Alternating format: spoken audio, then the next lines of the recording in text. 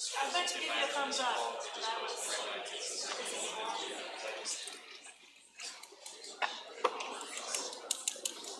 Right at the number here, 10.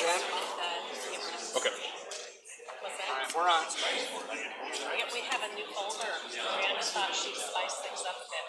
So we have. It's nice because you don't lose it with all the others.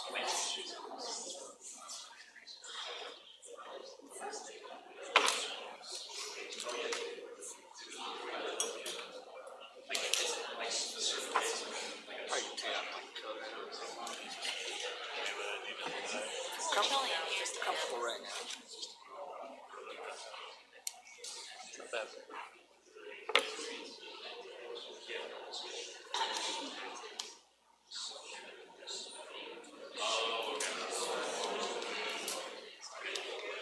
Hey, it's just about ready to start. And I've got 6. Clock. Well, I could ask if someone wants to do that, but I think for now we're going to leave it as it is unless someone wants to. Put you on speaker so I can start. Okay. 6 o'clock. Move up across the close or not?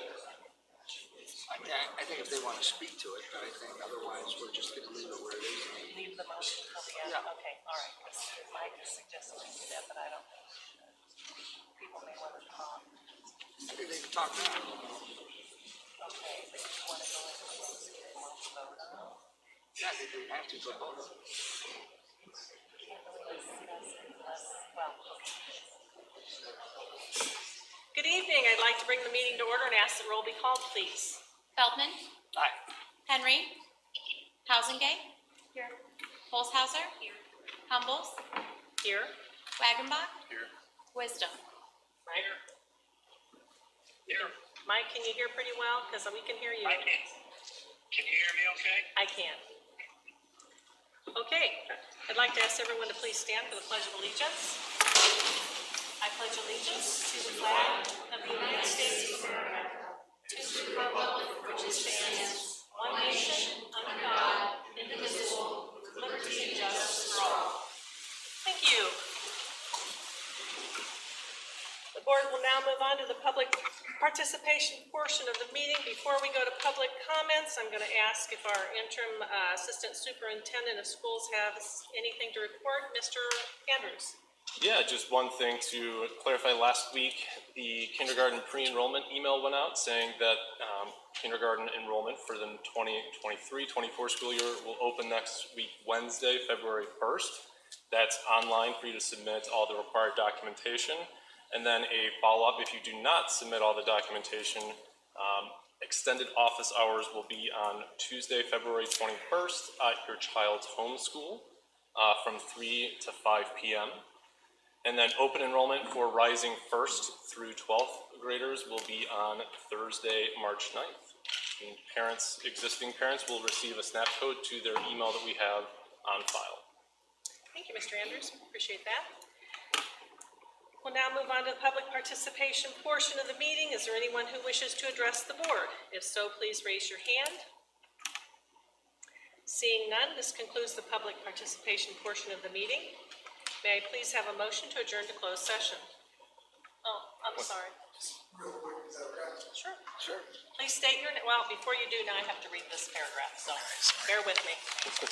Before addressing the board, I'd like to remind you of our process per board policy 2:230. We ask that when addressing the board, please identify yourself and be brief. Comments shall be limited to 5 minutes. The speaker is asked to please conduct oneself with respect and civility towards others. Individuals less than 18 years of age are permitted to address the board if accompanied by his or her parent or guardian. The board typically does not engage in two-way conversations during the public participation portion of the meeting. Any follow-up response will be addressed by the administration at a later date if necessary. To be respectful of others and protect confidentiality, complaints against individual students, staff members, board members, either named or unnamed, shall not be orally presented to the Board of Education. Such complaints should be put in writing, signed by the person or persons making the charges, and delivered to the Board of Education Secretary. At this time, If you wish to address the board, please come forward and sign the public participation sheet. Each speaker may come to the podium and begin by speaking into the microphone, stating their name and the topic they will be addressing. Okay, thank you. My name is Rob Allen. I'm the coach for our boys lacrosse team, and I'd just like to talk about our co-op just briefly here. I know we touched on a lot last time, but first of all, thank you guys so much for holding this meeting and considering the vote for tonight. I know I appreciate it. All of our guys appreciate it. Our families appreciate it. You taking time out of your evening to do that. I know we went over a lot of the topics at the last meeting. I just wanted to just cover a couple more things if I could. Hopefully influence this, to go in the benefit of the co-op. Most of the schools are co-oping right now. Washington, and I'm just going to go off last year. They co-opted with 4 schools. They had 23 true varsity players. They only had 1 freshman as a part of their roster, with 2 on deck for when they would have a blowout. They would change a couple guys out. They went 14-1, and now they have Pekin. Our guys, great crew, absolute beasts out there. They work hard. Last year we had 3 experienced seniors, leaving us with 3 true varsity roster members. 26 total on our roster, guys playing 2 games that day. It's just a safety thing. I've been coaching some of these guys a long time, some upwards of a decade, in just multiple sports. It's a great group. Gotten to know the families real well. In debt to some of the families and these kids for as much hard work they put and trust that they put in me. It's my due diligence as a coach to make sure that, number 1, that they're safe, and number 2, that they get to achieve the success that they deserve. And I think this co-op will help us achieve both those goals: the safety and the success. Thank you. Thank you very much. Can I ask a question? Sure. Since you're the coach, how many is it, the team you're looking for, how many would make that varsity team? What number is your talent? What would make a good size? If I could field a true varsity team, well, that would be 20 is an optimal number to take, considering that there's 10 on the field at once, and then you can rotate through line changes of at least 3 at a time. You're going to keep healthy, re-energized bodies on the field at all times. I think it's not realistic to expect to have that. That'd be ideal. Realistically, if I could have 10 true varsity and then have some JV guys that are capable of playing up, that'd be fantastic.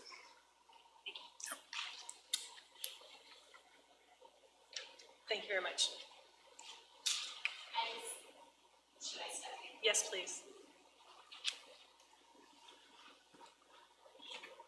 Hi, Shanna Shipman. I wasn't going to say anything, but just in direct response around the numbers. So I dug in, I like the data, so I dug into all the numbers, and I did a cross comparison of Dunlap and all the opponents from last year. And the average, when you added in all the opponents, save a few because there was incomplete or insufficient data, they had an average of 27-28 just on their varsity roster in addition to their JV rosters. So that was it was as if you took Dunlap's roster and added about 25% is what they were working with. And their teams are significantly older, as Coach said, because they could field with juniors and seniors. Thank you for the additional information. Thank you. This concludes the public participation portion of the meeting. May I please have a motion to adjourn to closed session? I move to adjourn to closed session for the following purposes as stated in the Open Meetings Act. The appointment of employment, compensation, discipline, performance, and dismissal of specific employees, student disciplinary cases, discussion of minutes of meetings lawfully closed, collective negotiation matters, security procedures, the purchase of lease of real property, and litigation. Thank you. May I have a second? Second. All right, any discussion? Roll call vote, please. Housengate. Holzhauser. Humbles. Aye. Wagenbach. Wisdom. Mike? Aye. Thank you. Feldman. Aye. All right, motion carried. We will adjourn to closed session. Yes, we'll try to be quick, but we have business to do.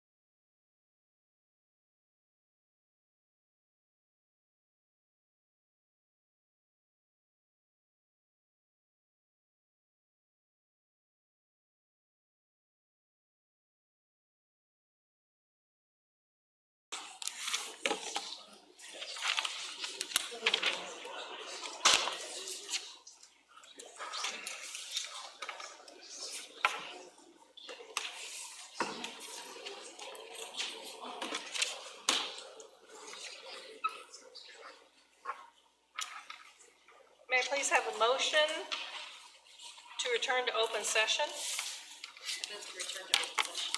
Thank you, Ms. Holzhauser. Is there a second? Second. Thank you, Mr. Feldman. All those in favor say aye. Those opposed, nay. Motion carried, 6:25. Before I ask for motions, I would like to say,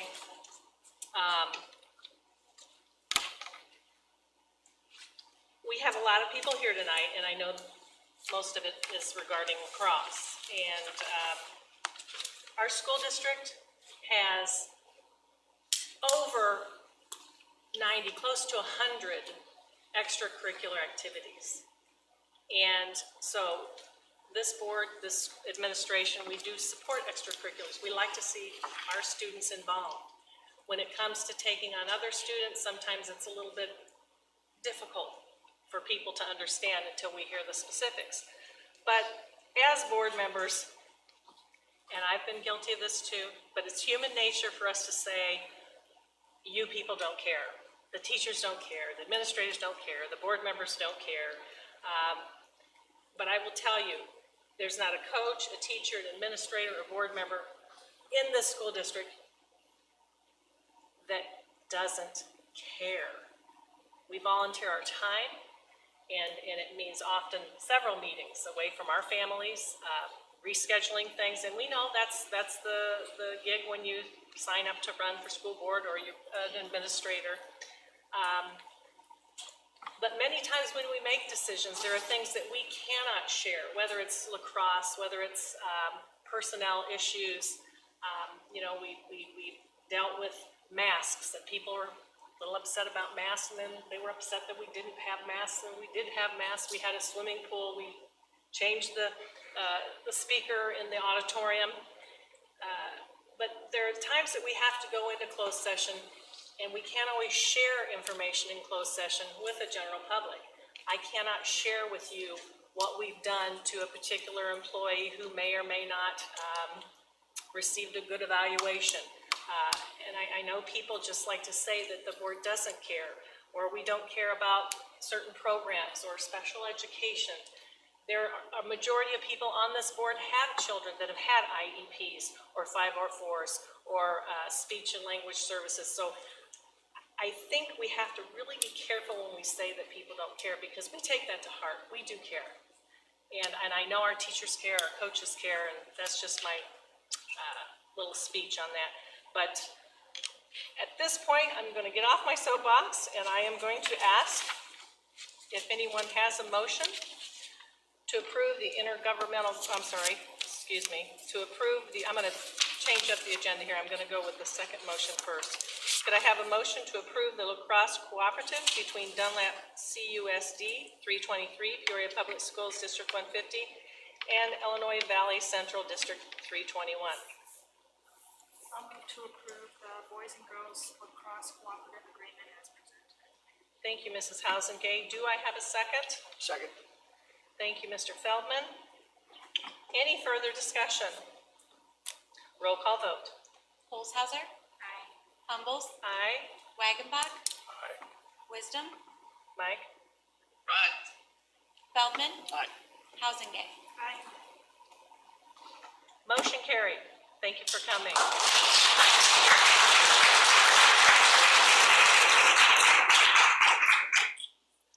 The other thing I would like to do is, we have one other item on the agenda, and I'd like to read a little information that was provided to me from our school district legal counsel. Next on the agenda is the intergovernmental agreement between the school district and the city of Peoria pertaining to the city's proposed Medina Plans Allen Road Tax Increment Financing, which we call a TIF district. By way of background, a tax increment financing is an economic development tool that municipalities sometimes use to encourage private real estate development. The city of Peoria has proposed a tax increment financing district in the northwest portion of Peoria that is composed of two general areas. One part is the commercial industrial area known as Pioneer Industrial Park, generally bordered on the east by right-of-way of Peoria and Peoria Heights Western Railroad. On the south by Pioneer Parkway, and on the west by Allen Road. The second part is mostly farmland generally bordered by Allen Road on the east, Kellogg Golf Course and Catholic Diocese Cemetery Association properties on the south, Radnor Road on the west, and Route 6 on the north. When a TIF is established, new real estate taxes that occur as a result of private developments are used by the municipality to fund public improvements such as roads and sewers and incentivize private construction through financial development incentives. School representatives, myself, the administration, Mike Wisdom, have carefully reviewed the proposed plans as well as the board, and initially, the proposed plans we had significant concerns about the impact of this proposed TIF on the school district. Through an extended process of conversations and negotiations with city officials and school officials and our 5th District Councilman, Dennis Sear, we were able to reach a tentative agreement on an intergovernmental agreement which in effect shares TIF revenue with the school district to offset any capital developments or developmental needs of the school occasioned by the new private development which is contemplated. I would like to thank all of our board members and our administration who worked tirelessly, called a lot of people throughout the past several weeks. I appreciate board members who took my calls at many times of the day. I'd also like to thank again Councilman Dennis Sear, who were all involved in developing this intergovernmental agreement with the city. And we are now asking, and I believe I know who's going to make that motion to approve the intergovernmental agreement with the city of Peoria. May I have a motion? Mr. Wisdom? Yes, sir. Yeah, I'll move to approve the intergovernmental agreement for the Medina Plains Allen Road TIF District with the city of Peoria as presented. Thank you, Mr. Wisdom, and I would like to second that motion. Is there any discussion? Roll call vote, please. Humbles, Aye. Wagenbach. Wisdom, Aye. Feldman. Aye. Housingay. Holzhauser. Aye. Motion carried. May I please have a motion to adjourn this meeting? Move to adjourn. Thank you, Mr. Housingay. Is there a second? Second. Thank you, Mr. Wagenbaugh. All those in favor say aye. Aye. Those opposed say nay. Aye. Motion carried, and the meeting is adjourned at 6:32 PM. Thank you.